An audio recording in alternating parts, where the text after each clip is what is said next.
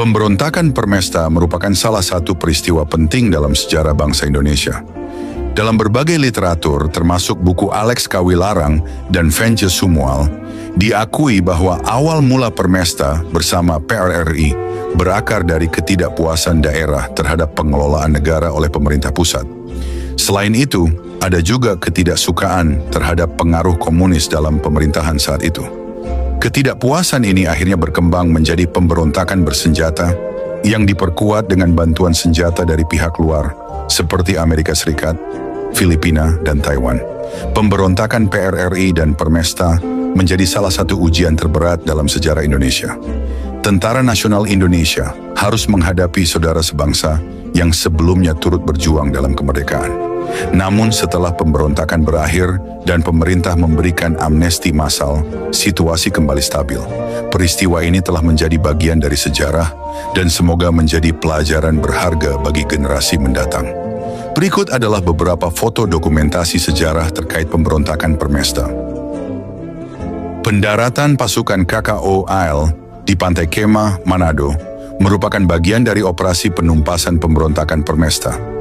Dalam operasi ini, pasukan KKO-AL yang kini dikenal sebagai Korps Marinir TNI AL menggunakan kendaraan tempur pendarat LVT-1 Alligator. Kendaraan ini merupakan buatan Amerika Serikat dan sebelumnya digunakan oleh marinir Belanda sebelum akhirnya diserahkan kepada Indonesia bersamaan dengan penyerahan kedaulatan pada tahun 1950. Pada kendaraan tempur tersebut terlihat 4 pucuk senapan mesin berat M2 Browning yang dipasang di atasnya menambah daya tembak pasukan dalam pertempuran. Pasukan Permesta Kompi D dari markas Batalion K, Kala Hitam, bermarkas di Desa Tincep, Sonder, Minahasa. Batalion ini dipimpin oleh F. Rampengan dan merupakan bagian dari gerakan Permesta. Meskipun memiliki nama yang sama, Batalion Kala Hitam Permesta tidak terkait dengan Batalion Kala Hitam TNI, Yonif 312 Subang. Nama julukan yang serupa hanyalah kebetulan. Selain Batalion Kala Hitam, Permesta juga memiliki beberapa batalion lainnya, seperti Batalion Tarantula dan Batalion Badak Hitam. Pasukan KKO-AL berfoto dengan latar belakang pesawat Permesta yang hancur akibat tembakan di lapangan udara Mapangat. Pada operasi penumpasan pemberontakan Permesta, pasukan Permesta menanam ranjau darat di jalan-jalan untuk memperlambat gerakan pasukan pemerintah. Selain memperoleh senjata dari luar negeri, pasukan Permesta juga menggunakan senjata yang berasal dari inventaris TNI. Hal ini terjadi karena sebagian besar anggota pasukan Permesta sebelumnya merupakan bagian dari pasukan organik TNI. TNI turut mengerahkan tank M3A3 Stuart dalam penumpasan pemberontakan Permesta. Dengan daya tembak, daya gerak, dan daya kejut yang dimilikinya, pasukan kavaleri TNI AD mampu mendukung perebutan wilayah demi wilayah yang dikuasai pemberontak. Di sisi lain, meskipun Permesta memiliki angkatan udara, kekuatannya praktis lumpuh setelah Alan Pope ditembak jatuh. Selain itu, Permesta tampaknya tidak memiliki pasukan kavaleri, sehingga hampir seluruh kekuatannya terdiri dari batalion infanteri. Pasukan KKO-AL bergerak untuk merebut lapangan terbang Mapangat yang kini dikenal sebagai Bandara Samratulangi, Manado. Dalam foto tersebut terlihat jelas senapan standar KKO pada masa itu, yaitu FN-49 buatan Belgia. Selain itu, kondisi infrastruktur juga patut diperhatikan. Jalan tanah yang masih mendominasi mencerminkan keterbatasan akses di daerah tersebut. Pada masa itu, bahkan jalur utama menuju lapangan terbang masih dalam kondisi yang memprihatinkan, mencerminkan tantangan logistik yang dihadapi pasukan. Foto amunisi M20 Super Bazooka yang disita oleh pasukan KKO-AL dari pasukan Permesta. Keberadaan senjata ini menjadi bukti bahwa Permesta mendapat bantuan dari kekuatan asing, karena TNI pada masa itu tidak memiliki arsenal M20 Super Bazooka. Senjata ini mampu menembus baja kendaraan tempur kavaleri TNI hingga ketebalan 28 cm jika ditembakkan.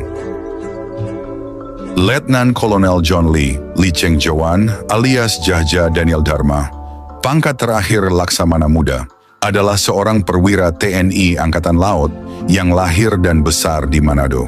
Dalam operasi militer, ia memimpin pasukan pendarat Task Force A T-25 TNI AL untuk melakukan pendaratan di Pantai Kema. Dalam tugas tersebut, John Lee dihadapkan pada dilema besar. Ia harus memimpin pasukan bertempur melawan saudara-saudara sebangsanya di tanah kelahirannya sendiri. Saat itu, ia mengomandani kapal perang RI Gajah Mada, sebuah destroyer kelas N yang sebelumnya merupakan bagian dari Angkatan Laut Belanda.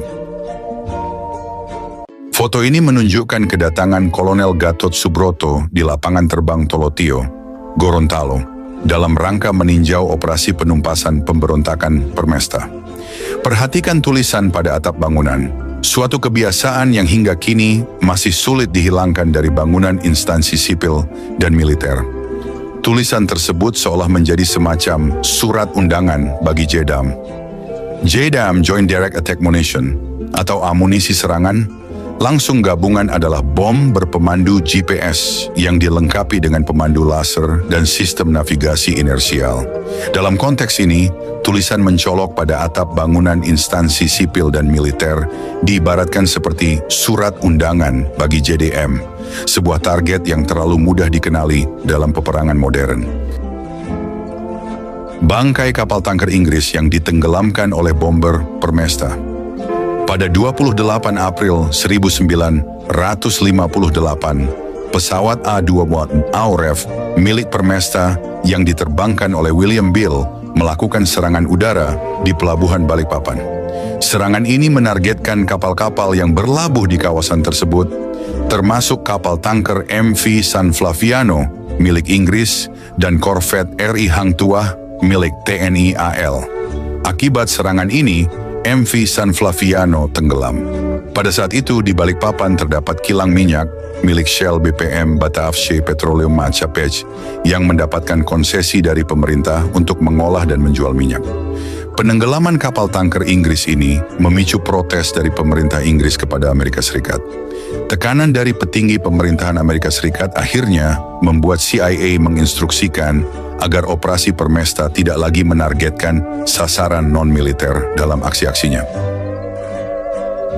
Sebuah PBS-5A berkelir hitam legam milik perusahaan penerbangan CAT terlihat di Clark Field, pangkalan Amerika Serikat di Filipina. Pesawat ini aktif dalam perannya sebagai bagian dari Auref. CAT sendiri adalah perusahaan penerbangan yang sebenarnya beroperasi sebagai alat CIA untuk menjalankan misi klandestin di Asia Tenggara. Dalam operasi AUREV Permesta, Catalina ini digunakan sebagai pesawat observasi sekaligus pesawat dukungan logistik. Pada 13 Mei 1958, pesawat Catalina yang dioperasikan Auref Permesta ini dihancurkan oleh Angkatan Udara Republik Indonesia di Lapangan Udara Mapangat, Manado. Dalam latar belakang foto pesawat ini, terlihat pesawat angkut C-46 dan C-47. Pasukan KKO memasuki lapangan udara Langowan, Kalawiran, di mana tampak sebuah papan bertuliskan Komando Angkatan Udara Revolusioner. Jika benar yang dimaksud adalah lapangan udara Langowan, lapangan udara Kalawiran, maka saat ini lokasi tersebut berada di pos TNI AU Kalawiran. Pada masa itu, Angkatan Udara Revolusioner, AUREF, menjadikan 3 lapangan udara sebagai basis operasinya, yaitu Lapangan Udara Mapangat, Lapangan Udara Langowan, dan Lapangan Udara Tasuka. Foto Fenje Sumual, 3 Maret 1958. Fenje Sumual adalah salah satu perwira yang terlibat dalam serangan umum 1 Maret 1949 di Yogyakarta. Saat itu, ia berpangkat mayor dan bertugas memimpin serangan dari sektor barat, kota Yogyakarta di bawah komando Soeharto. Ketika pemberontakan Permesta meletus, Letnan Kolonel Fenje Sumual menjabat sebagai Panglima Tentara dan Teritorium 7, Wirabuana. Pada 2 Maret 1957, ia mendeklarasikan proklamasi Permesta di Makassar, yang diikuti dengan pengambil alihan pemerintahan daerah oleh militer. Selain itu, kelompok Permesta juga membekukan aktivitas Partai Komunis Indonesia, PKI, serta menangkap kader-kadernya. B-25 adalah salah satu jenis pesawat yang digunakan oleh Angkatan Udara Republik Indonesia dalam berbagai operasi militer.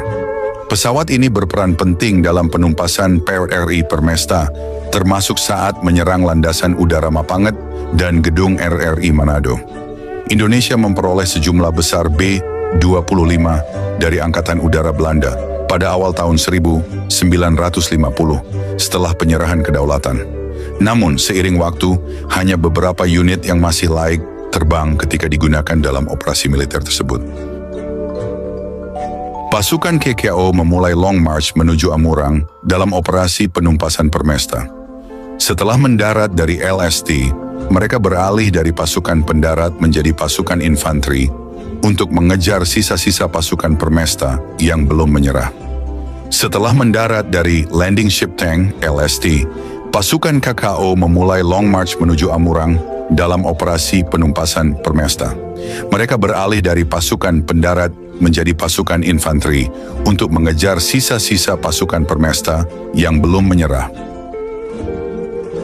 Berita ini dimuat di koran Canberra Times Australia pada Sabtu 12 Maret 1960 di halaman 3. Laporan tersebut ditulis oleh seorang wartawan Canberra Times dan membahas tanggapan Bung Karno terhadap aksi penembakan yang dilakukan Daniel Maucar dengan pesawat MiG-17 ke istana.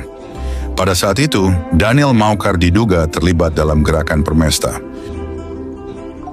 Inspeksi pasukan yang terlibat dalam Operasi Merdeka, sebuah operasi militer yang berlangsung pada 1958 hingga 1959 untuk menumpas gerakan Permesta. Meninjau pos terdepan pasukan TNI, di mana sebuah senapan mesin berat Vickers 303 ditempatkan untuk melindungi pos tersebut. Kondisi infrastruktur jalan antar kota di wilayah Sulawesi pada masa itu masih sangat memprihatinkan. Hal ini menghambat pergerakan pasukan TNI dalam mengejar sisa-sisa pasukan Permesta yang bergerilya. Perawatan terhadap korban pertempuran dengan pasukan Permesta menjadi perhatian utama setelah konflik berlangsung. Dalam operasi penumpasan Permesta, jumlah korban cukup banyak, baik dari pihak pemerintah maupun pemberontak. Di medan pertempuran, beberapa pesawat tempur Mustang hancur akibat serangan dari AUREF. Selain itu, pesawat militer lain seperti PBY-5A Catalina juga menjadi sasaran tembakan. Bahkan sebuah korvet milik ALRI tenggelam setelah terkena bom yang dijatuhkan oleh pesawat bomber AUREV. Pasukan KKO ALRI di Pulau Morotai. Operasi MENA merupakan bagian dari operasi gabungan yang diberi nama Operasi Merdeka yang ditugaskan oleh pemerintah pusat untuk menumpas pemberontakan Permesta. Operasi ini terbagi menjadi dua tahap, Operasi MENA 1 dan Operasi MENA 2, dengan tujuan utama mengamankan Kepulauan Halmahera. Operasi MENA 1 yang dipimpin oleh Peters bertugas merebut kembali Jailolo.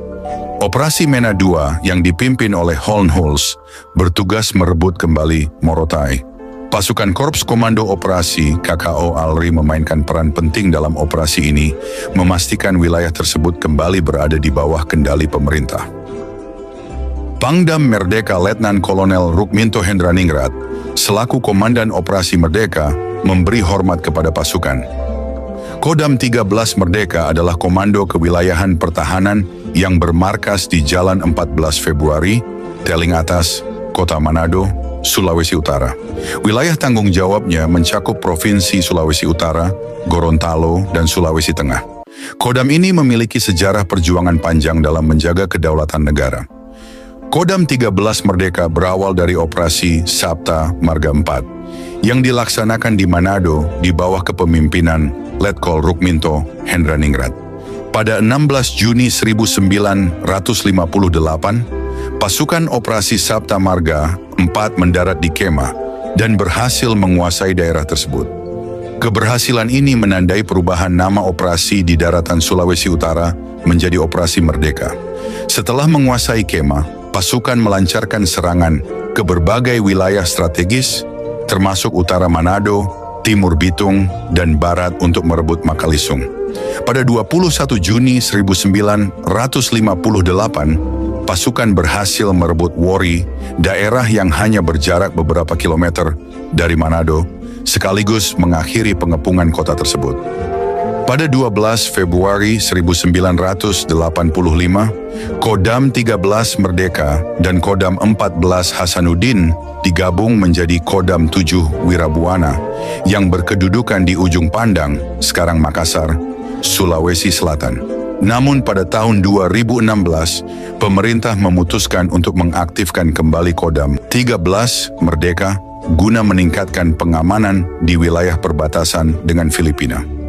Pengaktifan kembali Kodam 13 Merdeka secara resmi dilakukan dalam sebuah upacara pada 20 Desember 2016 di lapangan upacara Markas Kodam 13 Merdeka, Teling, Manado.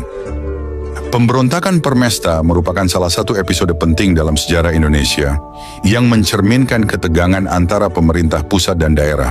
Konflik ini tidak hanya melibatkan aspek militer, tetapi juga dinamika politik serta campur tangan kekuatan asing.